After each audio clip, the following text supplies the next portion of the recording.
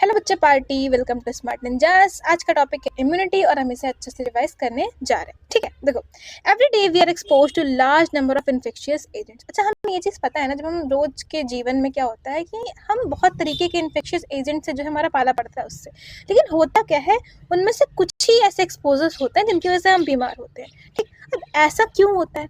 क्योंकि जो हमारी बॉडी होती है ना, ये इस फैक्ट की वजह से होता है कि जो हमारी बॉडी होती है वो डिफेंड करने के लिए जो है एबल होती है most of these foreign agents से। ठीक, अब यही जो एबिलिटी होती है हमारी बॉडी की कि वो लड़ाई कर सकती है इन डिजीज कॉजिंग ऑर्गेनिज्म से, जो कि कन्फर्ड बाय इम्यून सिस्टम है, इसको हम लोग इम्यूनिटी बोलते हैं। अच्छा, तो ये वाला स्टेटमेंट है ना, एमसीक्यू पोर्शन से तो है ही ये इंपॉर्टेंट, लेकिन इसमें तुम अच्छे से जान जाओगे। But if you are going to give the boards, तो उसमें क्या होएगा, मान लो आया व्हाट इज इम्यूनिटी और इसके टाइप्स बताओ, तो अगर तुम ये स्पेसिफिक लाइन लिख देते ना तो बहुत अच्छा इंप्रेशन पड़ेगा। तो आई विल सजेस्ट कि इस लाइन को आप लोग बहुत अच्छे से काइंड ऑफ कर लो कि ये वाले शब्द तुम्हारे दिमाग में बस जाए। ठीक, अब जो इम्यूनिटी होती है वो दो टाइप की होती है, एक होती है इनेट, एक होती है एक्वायर्ड। देखो, जो इनेट होती है वो बर्थ के टाइम से होती है, और जो एक्वायर्ड होती है वो हमें जीवन, मतलब जब हम जीवन जी रहे होते हैं उस टाइम पर मिलती है। अच्छा, एक एग्जाम्पल समझना, दो केस है आपके पास, आपको सेना तैयार करनी है। पहले केस में आपको पता नहीं है कि आपका दुश्मन कैसा है, उसके पास हथियार क्या है, कुछ नहीं पता है। आपको सिर्फ इतना पता है कि आपको मारना है उस हर चीज को जो हमारी सीमा के अंदर आ रहा है। You are not identifying your enemies. ठीक, दूसरा केस है कि हमें पता है कि हमारा दुश्मन क्या है, उसके पास हथियार क्या है, वी आर अवेयर, हम एक बार उसको देख चुके हैं। तो दूसरा केस ये आता है। जो पहला केस है, जब हमें पता ही नहीं है हमारा दुश्मन क्या है, इट्स केवल इतना गोल है कि उसको अपनी सीमा के अंदर नहीं आने देना है, तो वहाँ पे क्या होएगा, जो हम तैयारी करेंगे वो स्पेसिफिक नहीं होगी। मतलब हम कोशिश करेंगे कि हमारे पास सब कुछ हो और वो हर चीज जो हमारी सीमा के अंदर आ रही है हम उसको दुश्मन मान लेंगे। We will be not specific regarding that. ठीक, और दूसरे केस में हमें पता है दुश्मन कैसा है, क्या चीजें हैं, तो हम लोग उस चीज में स्पेसिफिक हो जाएंगे। वैसे ही चीजें जो हमारे दुश्मन को मारने के लिए जरूरी होंगी, हम सिर्फ उन चीजों का उपयोग करेंगे। ठीक, ये तो होता है एग्जाम्पल और आपने कर लिया रिलेट। अब चलो पढ़ते हैं एनसीईआरटी से। देखो, जो इनेट इम्यूनिटी होती है वो होती है non specific type of defence. ठीक, क्योंकि ये जन्म से ही होती है और हमें पता नहीं होता कि कौन आने वाला है, हमें बस हर चीज से बचना है, तो ये नॉन स्पेसिफिक होती है। This is accompanied by providing different types of barriers to the entry of the foreign agents into body. मतलब हमारी बॉडी को फॉरेन एजेंट्स अंदर आने ही नहीं देने। मैटर नहीं कर रहा अच्छे हैं बुरे हैं, ये जान नहीं पा रही है, इनको बस आने ही नहीं देना। इनका गोल इतना ही है कि सीमा के अंदर नहीं आने देना है। Innate immunity consist of 4 types of barriers. अभी 4 टाइप्स ऑफ बैरियर्स होते हैं, आपको ये याद रखना है। बोर्ड्स पर्पज से आपको ये हेडिंग डालने में जो है जरूर रहेंगे, और नीट पर्पज से क्या आएगा, मैच द फॉलोइंग में आ सकता है। तो आपको पता होना चाहिए कि फिजिकल में कौन सी चीज आ रही है, फिजियोलॉजिकल में क्या आ रहा है, इसका आपको पता होना चाहिए। पहले बैरियर कौन सा है? Physical barriers. जो स्किन होती है हमारी बॉडी पे, it is the main barrier which prevents entry of the micro organism. ठीक, अब देखो, तुम अगर स्किन से ही देख लो तो स्किन डोंट नो कि किसको अंदर आने देना, किसको नहीं, किसी को भी अंदर नहीं आने दे रही है। ठीक है, अब जो म्यूकस कोटिंग होती है, epithelium lining the respiratory, gastrointestinal, urinary tract, ये भी ट्रैपिंग माइक्रोब्स करने में हेल्प करती हैं। तो ये दो एग्जांपल आपके फिजिकल बैरियर्स के हो गए। दूसरा आता है फिजियोलॉजिकल बैरियर्स। अब इसमें क्या एग्जांपल आ रहे हैं, आपके स्टमक में जो एसिड होता है बच्चे, जो माउथ में सलाइवा होता है, एज वेल एज जो आपकी आंखों से आंसू गिरते हैं ना, ये सब चीजें माइक्रोबियल ग्रोथ को प्रिवेंट करती हैं। सेलुलर बैरियर्स में क्या आता है, certain type of leucocytes, WBC. अच्छा, जब आपने वो पढ़ा था ना ब्लड वाला कंपोजिशन वगैरह, तो उसमें आपने पढ़ा होगा कि डब्ल्यूबीसी, उसको हम लोग ल्यूकोसाइट्स बोल रहे थे। और डब्ल्यूबीसी के ना 2 टाइप्स थे, एक था अग्रेनुलोसाइट और एक था ग्रेनुलोसाइट। तो अग्रेनुलोसाइट में तुम्हारा कौन सा आ रहा था, मोनोसाइट आ रहा था, लिम्फोसाइट आ रहा था। ग्रेनुलो में तुम्हारा कौन कौन सा रहा था, न्यूट्रोफिल वगैरह वगैरह आ रहा था। तो इसमें का न्यूट्रोफिल और इसमें की दोनों चीज तुम्हारे इसमें वर्क में आ रही है। देखो, देखते हैं। देखो, जैसे कि पॉलीमॉर्फोन्यूक्लियर ल्यूकोसाइट्स, PMNL न्यूट्रोफिल्स। अब ये तो इसका हो गया फुल फॉर्म, और ये चीज आपको बता दी गई कि ये दोनों चीजें एक ही हैं, अलग अलग नेम है। ठीक, ये इसके एग्जांपल में आ गई। एंड मोनोसाइट जो तुम्हारी अग्रेनुलोसाइट्स में आ रही थी वो भी, और natural killer type of lymphocytes, ये भी इन चीजों में आ रहा है। ये एग्जांपल्स हैं, आपको सिर्फ और सिर्फ याद रखने हैं। ठीक, वो वाली मैंने डिफरेंशिएशन इसलिए बता दी ताकि आप लोग थोड़ा रिलेट करके याद कर लेंगे। as well as macrophages in tissues can phagocytose and destroy microbes. ठीक, अब आते हैं साइटोकाइन बैरियर में।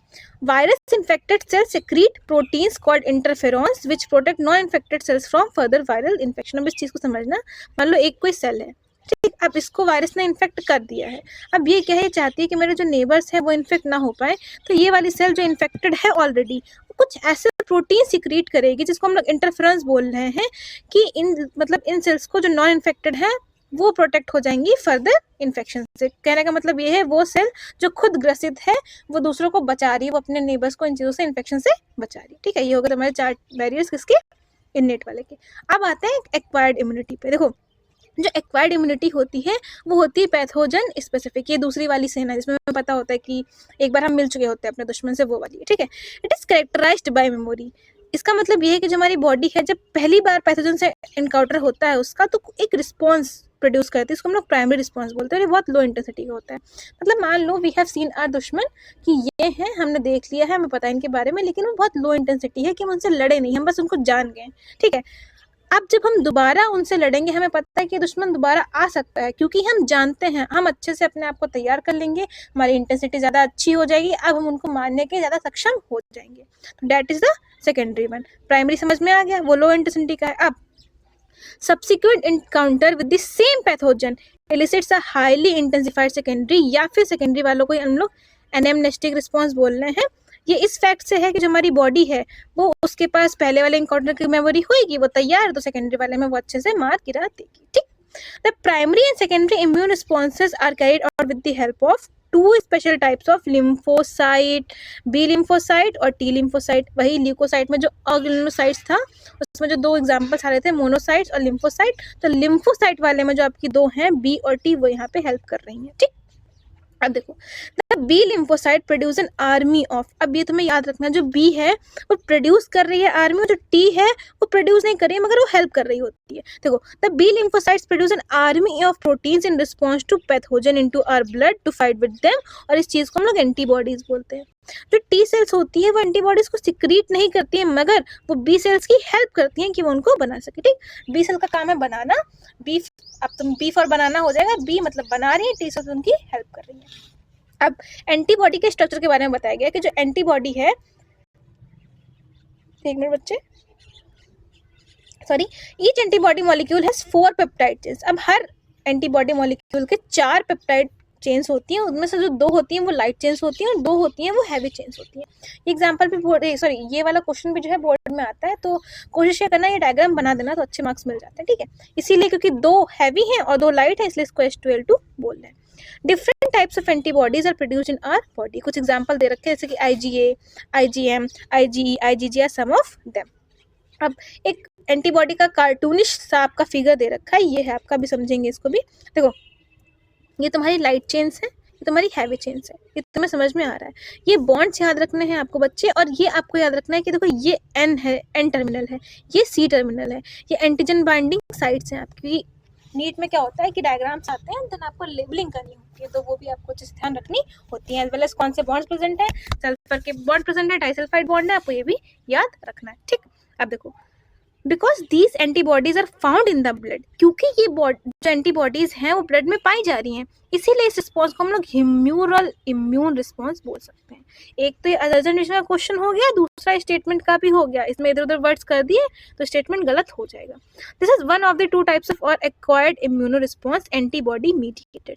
अब जो एक्वायर्ड इम्यून रिस्पॉन्स होते हैं वो 2 टाइप के होते हैं, एक होता है ह्यूमरल, एक होता है सेल मीडिएटेड। उसमें से एक तुमने पढ़ लिया ह्यूमरल, और सेल मीडिएटेड अभी दूसरा बताया गया। The second type is called cell mediated immune response, या फिर वही सेल मीडिएटेड इम्यूनिटी बोलते हैं।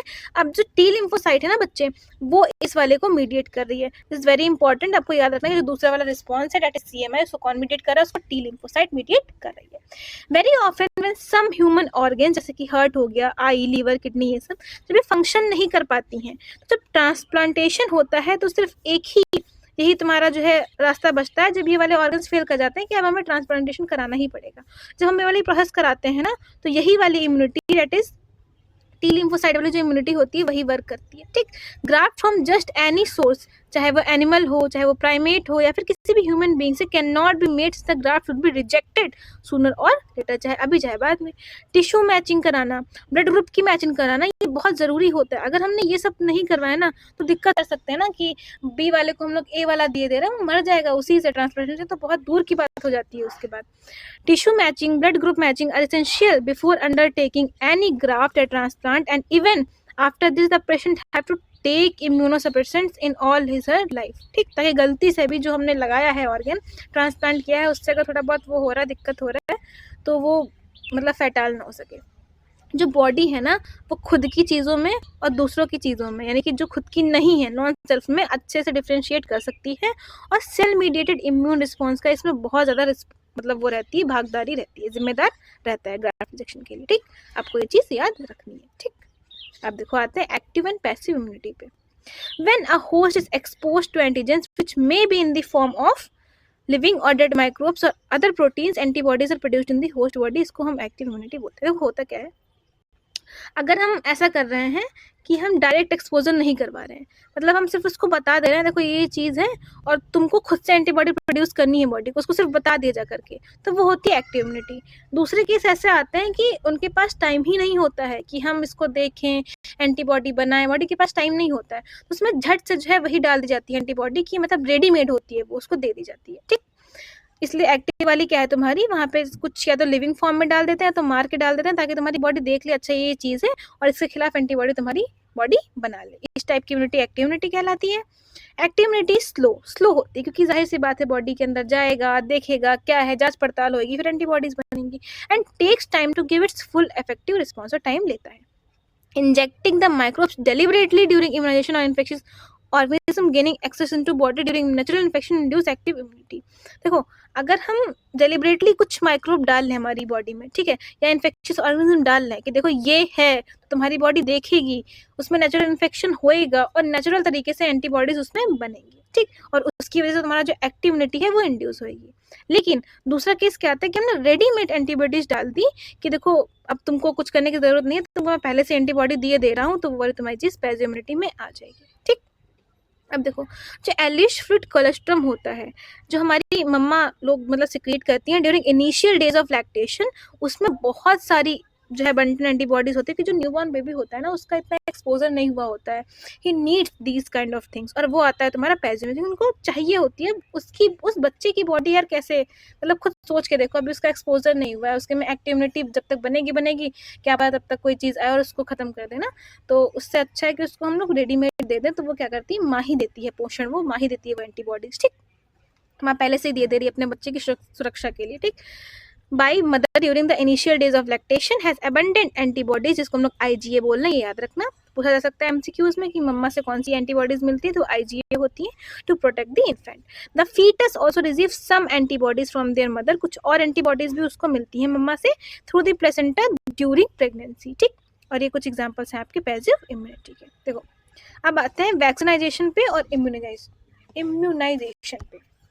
जो प्रिंसिपल होता है इसका वैक्सीनेशन का, ये किस पे बेस होता है, ये हमारे इम्यून सिस्टम की मेमोरी पे बेस्ड होता है। ठीक, अब जो तुम्हारा वो सेकेंडरी रिस्पॉन्स था ना, एक्वायर्ड वाला था, ये सब तुम्हारा मेमोरी पे ही था। अगर तुम्हारी बॉडी को, तुम्हारे शरीर को याद ही नहीं रहेगा कि हमारा इससे एक्सपोजर हुआ था, तो वो क्या ही बनाएगा, और दोबारा जब आएगा तो वो पहचान ही नहीं पाएगा, उसकी मेमोरी ही काम नहीं करे तो क्या ही करेगा। तो ये सब चीज़ें उसकी मेमोरी से रिलेटेड हैं। In vaccination, a preparation of antigenic protein of pathogen या फिर inactivated weakened pathogen are introduced into body। देखो भाई ये तुमने सब देख रखा होगा, या शायद अगर तुम लोगों को पोलियो वगैरह की वो लगी होगी तो तुमको समझ में आ रही होंगी कुछ चीज़ें, उससे रिलेट कर रहे होगे आप लोग। The antibodies produced in the body against these antigens would neutralize the pathogenic agents during actual infections। वही चीज़ है, पहले से हम क्या करें, डेलिबरेटरी कि जानबूझ के हम डाल दे रहे हैं माइक्रोब्स, या तो मरा हुआ या तो जिंदा, मतलब डिपेंड करता है कौन सी चीज़ का है और वो कितना हार्म करेगा हमारी बॉडी को। ठीक है, उस हिसाब से कि हमारी बॉडी झेल ले, इतना उसमें होता है। फिर जब बॉडी देख लेती है कि ये चीज़ है, उसके खिलाफ दूसरी वाली वो वही चीज़ है बार बार आपकी बताई दे रखी है, और आई होप आपको अब समझ में आ गया होगा कि हमारी बॉडी कर क्या रही है इस चीज़ में। ठीक, अभी जो वैक्सीन है ये मेमोरी जनरेट करती है, B and T cells that recognize the pathogen quickly on subsequent exposure। जब मतलब रियल में वो हमें अटैक करने आती हैं तो जो B और T सेल्स होते हैं रिकग्नाइज कर लेती हैं और इन इन्वेडर्स को ओवरवेलम कर देती हैं और बहुत ज़्यादा अमाउंट में एंटीबॉडीज प्रोड्यूस कर देती हैं, और वो जो तुम्हारी एक्सपोजर होता है ना, जो एजेंट्स होते हैं फॉरेन एजेंट्स, वो खत्म हो जाते हैं। If a person is infected with some deadly microbes to which quick immune response is required, जैसे कि टेटनस हो गया, ठीक है, या फिर किसी को सांप ने काट लिया, तो उसमें क्या होता है, हमें अब हम नहीं कह सकते कि सांप ने काट लिया लो बॉडी तुम खुद ही एंटीबॉडी बनाओ, नहीं, उतने में मर जाएगा, उसको चाहिए तुरंत के तुरंत एंटीबॉडी ना। तो इन केसेस में क्या होता है कि हम लोग तुरंत एंटीबॉडी ही डाल देते हैं। We need directly inject the preformed antibodies या फिर एंटीटॉक्सिन। अब एंटीटॉक्सिन तुम्हारी क्या है, वो प्रिपरेशन जिसमें एंटीबॉडीज होती हैं टू द टॉक्सिन। मतलब देखो एंटी का मतलब होता है विरोधी, टॉक्सिन तुम्हें पता है, ठीक। तो टॉक्सिन का विरोधी तुम्हारा क्या हो गया, वो एंटीबॉडीज, ठीक। Even in cases of snake bites भी ऐसा होता है कि जो पेशेंट्स होते हैं उनको हम लोग इंजेक्शन जो देते हैं ना, उसमें पहले से ही उस स्नेक के जहर के खिलाफ जो एंटीबॉडीज होती हैं वो बनी हुई होती हैं। अच्छा तुम सोचो किसी को स्नेक ने काट दिया, तुम सोचो अच्छा अब इसके अंदर एंटीबॉडीज बनेंगी, अब दोबारा स्नेक आए तब वो मारेंगे, तो उतनी देर में खत्म हो जाएगा। तो इन केसेस में प्रीफॉर्म्ड एंटीबॉडीज की नीड होती ही होती है। और ये जो केसेस होते हैं इनमें जो इम्यूनाइजेशन मिलता है वो मिलता है पैसिव इम्यूनाइजेशन, ठीक।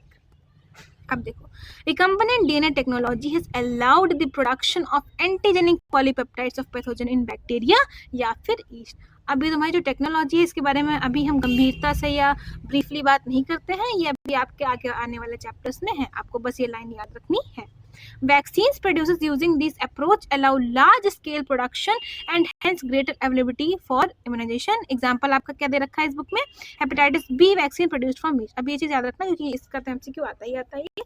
बेसिकली जो तुम्हारी रिकम्बिनेंट डीएनए टेक्नोलॉजी होती है ना, इसका मेन पर्पज यही होता है कि हमें कुछ चीज़ें लार्ज स्केल प्रोडक्शन करनी होती हैं। अभी आगे जब तुम लोग पढ़ोगे बायोटेक वगैरह में तो तुम्हें अच्छे से समझ में आएगा, कुछ चीज़ें ऐसी ही हैं कि हमें उसको मतलब बड़े उस पर चाहिए, क्योंकि अब इतनी ज़्यादा पॉपुलेशन वगैरह है यार, तो चाहिए ही रहेगी, ऑब्वियस की बात है।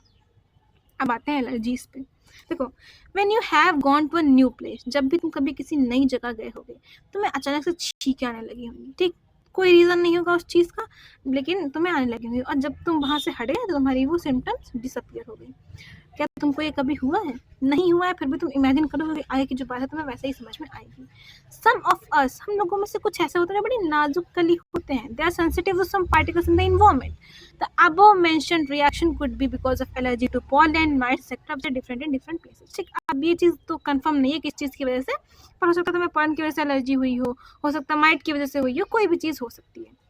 अब ये जो ओवर चीज़ होती है, जो exaggerated response of the immune system कुछ एंटीजेंस को लेकर के, इसी को हम लोग एलर्जी बोलते हैं। The substance to which such an immune response is produced are called allergens. और वो सब्सटेंस जिसके रिस्पॉन्स में ये इम्यून रिस्पॉन्स होता है, इसकी वजह से उसको हम लोग एलर्जेंस बोलते हैं। बेसिकली एलर्जेंस तुम्हारे ये पॉलन और माइट्स ये सब चीज़ें हैं, ठीक। अब जो इस केस में एंटीबॉडी बनती है वो IgE होती है। ये मत कराना कि ये फॉर एलर्जी है तो तुमने यहाँ पे ए लगा दी, ये मम्मी वाली थी, ठीक है, ई तुम्हारी एलर्जी वाली है, ठीक। कॉमन एग्जांपल्स ऑफ एलर्जेंस है जैसे कि माइट्स इन डस्ट, पॉलन, एनिमल डेंडर वगैरह वगैरह। Symptoms of allergic reactions include, symptoms याद रखिए, एमसीक्यूज में भी आ सकते हैं ये कौन कौन से सिम्टम्स है, एज वेल एज बोर्ड्स में भी क्वेश्चंस में आप अगर हेडिंग डाल के लिख देंगे ना, अगर एलर्जी के बारे में सिम्टम्स और आपने लिख दिया मस्त मस्त पॉइंट्स, तो वो भी अच्छा रहेगा। क्या, स्नीजिंग, अभी पहले हमने पढ़ा था कि छींक आने लगती है, वाटरी आइज, आंखों से जो है ना आंसू गिरने लगेंगे, running nose, difficulty in breathing, ये सब चीज़ें इसके सिम्टम्स में आ जाएंगी। Allergy is due to the release of chemicals जैसे कि हिस्टामिन और serotonin from the mast cell. कौन कौन से केमिकल्स हैं नाम याद रखने हैं, और कौन से सेल से निकल रहे हैं वो भी आपको याद रखना है। For determining the cause of allergy, अब क्या है हमें पता करना है कि हमें किस चीज़ से एलर्जी हुई है। तो क्या होता है हमें कुछ वो करना पड़ता है, द पेशेंट, जो पेशेंट होता है ना उसको हम लोग कुछ स्मॉल डोजेस देते हैं पॉसिबल एलर्जेंस। मतलब ऐसा होता है ना कि हमें शक होता है कि शायद इससे हो सकता है, शायद बी से हो सकता है, शायद सी से हो सकता है, तो हम A B C का छोटा छोटा डोज देंगे और देखेंगे किसकी वजह से उसको एलर्जी हो रही है, ठीक। और जो ड्रग्स यूज़ होते हैं, जो मेडिसिन यूज़ होती है इस केस में, वो क्या होती है, क्योंकि ये हिस्टामिन है तो इसके आप विरोध में जाएंगी एंटीहिस्टामिन, एड्रेनलिन वगैरह, and steroids quickly reduce the symptoms of allergy. Somehow modern day lifestyle has resulted in lowering of immunity and more sensitivity to allergens। अभी कॉमन सी चीज़ है और आपको भी ये चीज़ फील होती होगी कि जो मॉडर्न डे लाइफस्टाइल है ना उसकी वजह से हमारी इम्यूनिटी कम हो गई है, हम ज़्यादा सेंसिटिव हो गए कुछ चीज़ों को लेकर के। मेट्रो सिटीज़ में जो बच्चे पले बड़े हैं वो एलर्जी से, अस्थमा से, उनकी सेंसिटिविटी की वजह से बहुत ज़्यादा सफ़र करते हैं, ठीक। This could be because of the projected environment provided early in life. मतलब होता क्या है कि पहले से ही हमें हर चीज़ मिल गई है ना, बहुत सारी सुविधाएं मिल गई, तो हमने कुछ वो देखा ही नहीं, तो बॉडी भी अडेप्ट नहीं कर पा रही है, ठीक। खैर ये तो दूसरी टॉपिक पे भटका दिया एनसीईआरटी ने। Auto immunity, memory based acquired immunity involve in higher vertebrates based on the ability to differentiate foreign organs from self cells. अच्छा, मेमोरी बेस्ड वो एक्वायर्ड इम्यूनिटी, पहली बात तो ऑटो इम्यूनिटी किसका एग्जांपल है, एक्वायर्ड का एग्जांपल है, दूसरी बात है मेमोरी बेस्ड है, तीसरी बात ये कि हायर वर्टिब्रेट्स में होती है, और क्या होती है ये कि हमें एबिलिटी होती है कि हम फॉरेन ऑर्गेनिज्म को और अपनी खुद की सेल्स को डिफ्रेंशिएट कर सकते हैं, ये हम सबको पता है, ठीक। लेकिन हम लोग को अभी तक इस चीज़ का पता नहीं चला है कि हम किस चीज़ के बेसिस पे इन चीज़ों का मतलब डिफ्रेंशिएट करते हैं, बट हमारी बॉडी के पास ये मैकेनिज्म होता है कि हम समझ जाते हैं कि ये सेल्फ है या ये नॉन सेल्फ है, ठीक। One, higher vertebrates can distinguish foreign molecules as well as foreign organisms, वही चीज़ बता रखी है। Most of the experimental immunology deals with this aspect. Two, sometimes क्या होता है कि क्या तो जेनेटिक या फिर अननोन रीजन की वजह से होती है, जो हमारी बॉडी है वो खुद की ही सेल्स पे अटैक करने लग जाती है। कहने का मतलब ये है कि एक बात तो आपको ये पता है कि जो हम हायर वर्टिब्रेट्स होते हैं वो फॉरेन मॉलिक्यूल्स को और फॉरेन ऑर्गेनिज्म को जो है डिफरेंशिएट कर सकते हैं कि ये हमारा नहीं है। दूसरा केस क्या आता है, एक केस ऐसा आता है चाहे वो जेनेटिक रीजन की वजह से हो चाहे वो दूसरे अननोन रीजन की वजह से हो, उसमें क्या होता है कि हमारी बॉडी जो खुद की ही सेल्स पे अटैक करने लग जाती है, ठीक। और ये चीज़ जो होती है ये हमारी बॉडी को डैमेज पहुंचाती है, क्योंकि वही सेल्स जो सपोज की गई थी कि हमारी बॉडी में वर्क करेंगी, अब उनमें से ही कुछ जो है गद्दार निकली जा रही है और अपनी ही उनको मारे दे रही है, ठीक। तो उसमें क्या होता है कि वो डैमेज कर देती है बॉडी को, और इसी को हम लोग ऑटो इम्यून डिजीज बोलते हैं। इसका एग्जाम्पल बच्चे रूमेटॉइड आर्थराइटिस है, ठीक। अब देखो immune system in the body, ये लास्ट टॉपिक है आज की वीडियो का। The human immune system consist of lymphoid organs. अच्छा देखो आंसर बेसिस से भी आपको ये चीज़ याद रखनी है, ठीक। अब इम्यून सिस्टम में होता क्या क्या है ह्यूमन की, लिम्फॉइड ऑर्गन्स आते हैं, टिश्यूज आती हैं, सेल्स आती हैं और एंटीबॉडीज सॉल्युबल मॉलिक्यूल्स आती हैं, सॉल्युबल मॉलिक्यूल जैसे कि एंटीबॉडीज। अब ये चीज़ आपको याद रखनी है, जो एंटीबॉडीज होती हैं वो सॉल्युबल होती हैं, ठीक। As you have read, immune system is unique in the sense that it recognize foreign antigens. अब यही चीज़ हम लोग पढ़ रहे थे। NCERT एक बात को इतनी बार बोल देती है कि उसके चक्कर में इतना हम बोर हो जाएंगे कि सही वाली बात जो हमको एक्चुअल में पता चलनी चाहिए नई वाली, उसको पढ़ने तक की हिम्मत नहीं बचती है बच्चों में।